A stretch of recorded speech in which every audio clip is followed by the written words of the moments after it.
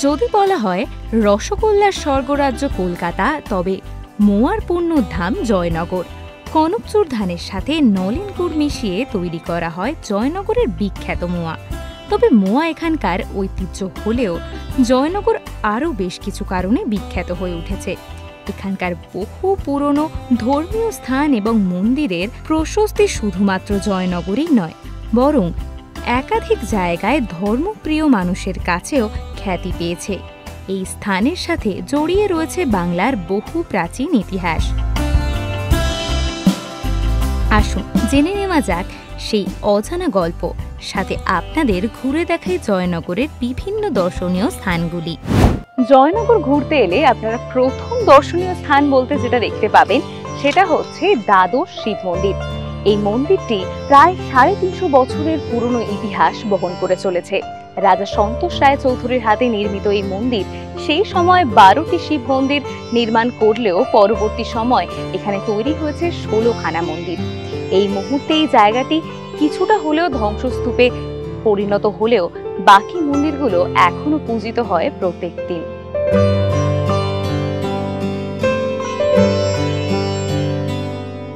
মিত্রগঙ্গা নামে একটি বিশাল জলাশয়ের তীরে মিত্র এবং বোস পরিবারের সদস্যদের দ্বারা নির্মিত দ্বাদশ শিব মন্দির। 12টি মন্দিরের গুচ্ছের মাঝখানে লাল রঙে আঁকা একটি গেটের অবশিষ্টাংশ রয়েছে। একটি ছাড়া সব মন্দিরই আটচালা শৈলীর। ফটকের দুই পাশের দুটি প্রাচীনতম মন্দির, যা 1755 সালে মধুসূদন মিত্র তৈরি করেছিলেন। বর্তমানে শুধুমাত্র উত্তর দিকের মন্দিরটি বিদ্যমান। দক্ষিণ দিকের মন্দিরটি একটি পঞ্চরত্ন শৈলীর মন্দির দ্বারা প্রতিস্থাপিত হয়েছে, যা 1922 সালে সুরেশচন্দ্র মিত্র দ্বারা নির্মিত হয়েছিল।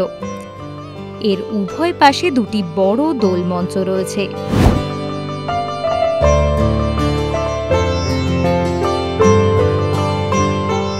জয়নগরে ঘুরতে এলে দর্শনীয় স্থানগুলির মধ্যে অন্যতম গুরুত্বপূর্ণ স্থান এই আটচালা শৈলীর রাধা বল্লভ মন্দির। কথিত আছে 1600 সালে যশোরের রাজা প্রতাপাদিত্যের হাত ধরেই নির্মাণ হয় এই মন্দিরের।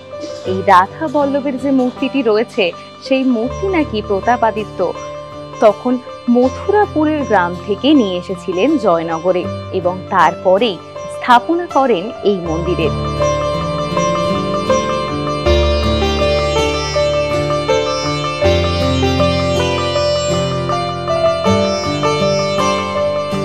এখানে একটি সজ্জিত সমতল ছাদের নাট মন্দির রয়েছে। এই মন্দিরের স্থাপনা নিয়েও বেশ দ্বিমত রয়েছে। অনেকের মতে মন্দিরটি মিত্র পরিবারের সদস্যরাই তৈরি করেছিলেন। শোনা যায় যে নাট মন্দিরটি 1855 সালে কৃষ্ণমোহন মিত্র দ্বারা তৈরি করা হয়েছিল।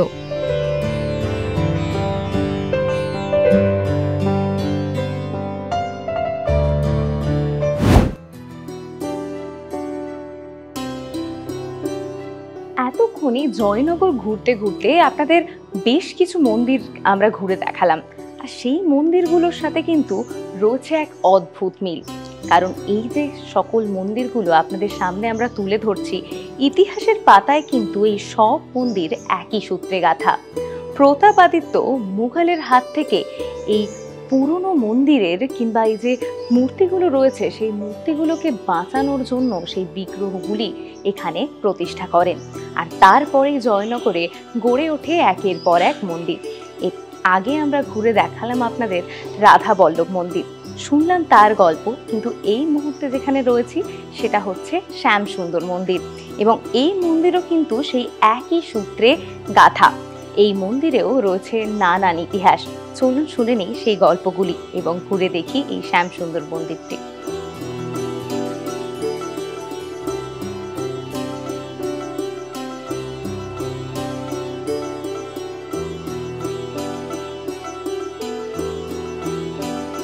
জয়নগরের প্রায় 4 শতাব্দী প্রাচীন এই মন্দির 1600 খ্রিস্টাব্দে মহারাজা প্রতাপাদিত্যের সাথে মুঘলের যুদ্ধের সময় খাড়ি থেকে কয়েকটি রাধা কৃষ্ণের বিগ্রহ মুঘল সেনাদের হাত থেকে রক্ষা করতে জয়নগরে আনা হয়। তারপরেই প্রতিষ্ঠা হয় একের পর এক মন্দিরের। এই দারু মূর্তির বিগ্রহের উচ্চতা প্রায় ৪ ফুট।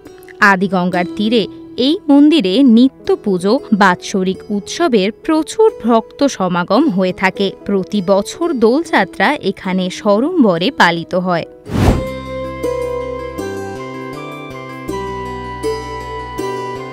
জয়নগরের রাজা নীলকণ্ঠ মতিলাল করত রাজ্যের নরপতি হিসেবে রাজা সুবুদ্ধি রায়ের রায়নগর রাজ্য তথা রায়মঙ্গল, সূর্যপুর এবং সরস্বতী নদীর পর্যন্ত বিস্তর এলাকায় কিছু অংশ শাসন করতেন। 1001 সালে যখন সমগ্র জয়নগর ভেসে যায়, রায়নগর রাজ্যের অধিকাংশ জনমানবহীন হয়ে পড়ে।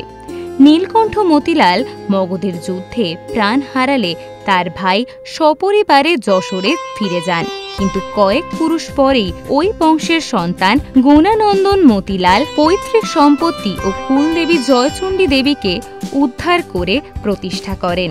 প্রায় 1022 বছর যাবৎ দেবী মায়ের পুজো হয়ে আসছে এই মন্দিরে।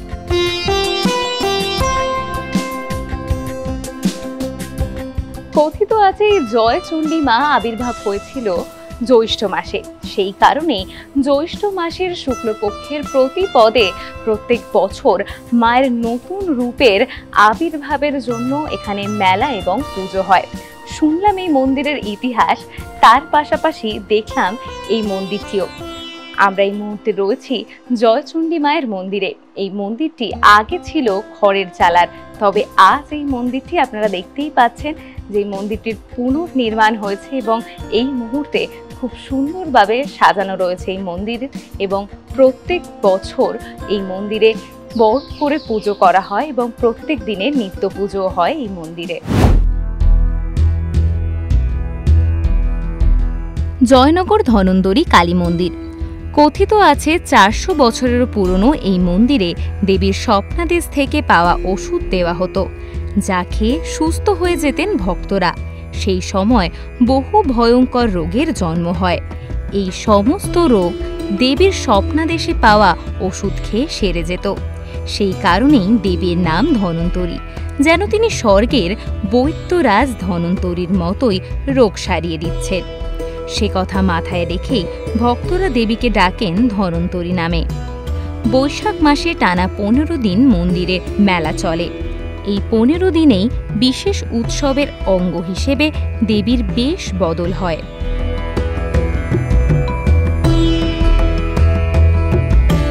নিম কাঠের তৈরি দেবীর শ্যামবর্ণার রূপ দেখলে আপনারও মনে এক অদ্ভুত তৃপ্তি আসবে।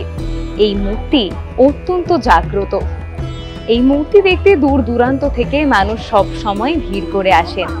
চক্রবর্তী পরিবার বংশ পরম্পরা ধরে সেবা করে চলেছে এই মন্দিরের। নিত্য পুজো ও সেবার দায়িত্বে রয়েছেন তারাই।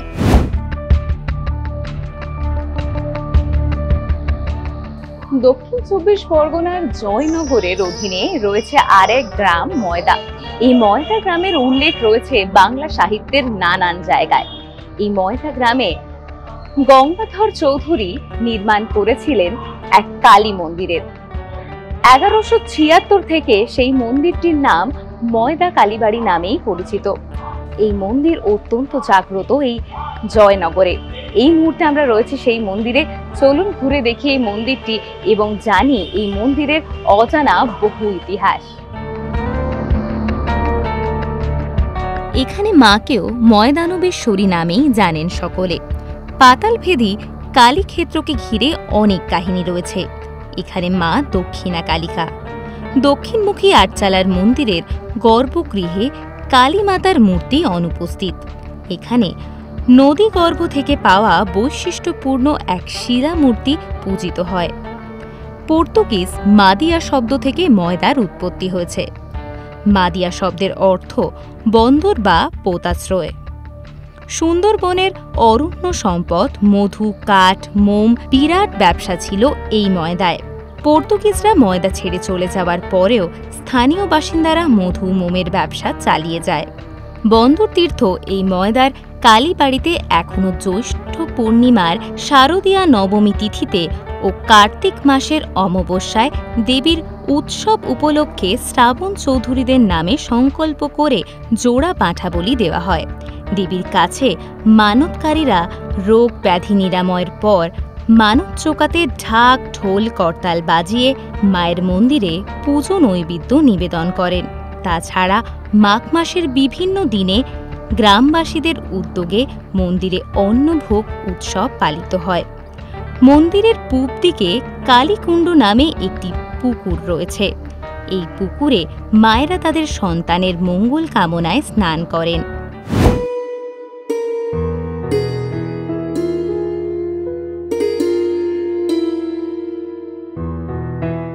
এতক্ষণ আপনাদের দেখালাম যে জয়নগরে এলে আপনারা কোন কোন দর্শনীয় স্থানে ভ্রমণ করতে পারবেন। তবে জয়নগরে এলে জয়নগর থেকে খানিকটা দূরে রায়দিঘি, আর রায়দিঘিতে রয়েছে এই সুন্দর স্থাপত্য যা কিন্তু বহু প্রাচীন এবং প্রচলিত। এই জটার দেউলের সামনে এই মুহূর্তে আমরা চলে এসেছি। আপনারাও চাইলে যারা জয়নগর ঘুরতে এসেছেন তারা একই সঙ্গে ঘুরে যেতে পারেন রায়দিঘির এই জটার দেউল থেকেও। এখানেও রয়েছে প্রচুর ইতিহাস। চলুন আগে ঘুরে দেখি এই স্থাপত্যটি, তার সাথে শুনে নিই এখানকার ইতিহাসও।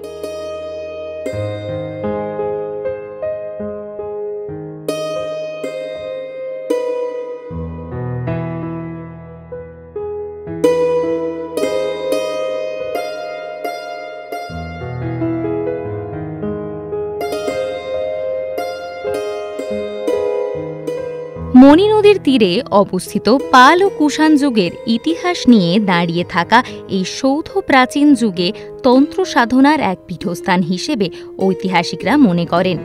ইটের তৈরি প্রাচীন এই দেউল এই অঞ্চলের এক বিস্ময়। শুধু বাংলাতেই নয়, সারা ভারতেই ইট দিয়ে নির্মিত এমন স্থাপত্য খুব কমই আছে।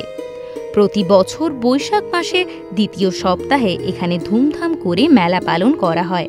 1868 সালে জটার দেউল সংলগ্ন জমিতে ব্রাহ্মণ ও জৈন দেবদেবীদের সঙ্গে বেশ কয়েকটি পাথরের বুদ্ধ মূর্তিও পাওয়া গিয়েছিল। সেই সঙ্গে তান্ত্রিক বৌদ্ধ ধর্মের দেবদেবীর মূর্তি পাওয়া গিয়েছিল। উর্বরতার প্রতীক হয়ে সেই সৌধ পরবর্তীকালে জটাধারী শিবের সঙ্গে মিশে যায়, যার ফলে দেউল মন্দির এখন প্রায় শিব মন্দিরেই পরিণত হয়েছে।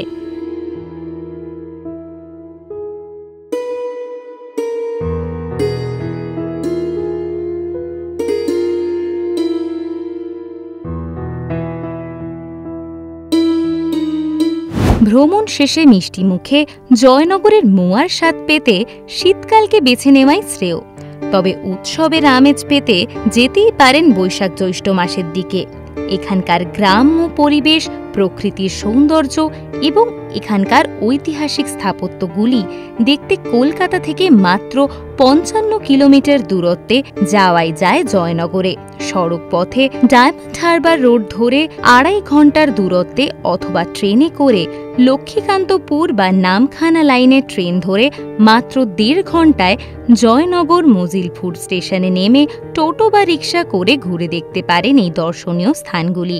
আর ভিডিওটি ভালো লেগে থাকলে লাইক, শেয়ার, কমেন্ট করতে ভুলবেন না। এরকমই আরও অনেক ভিডিও দেখতে নজর রাখবেন জিও বাংলায়।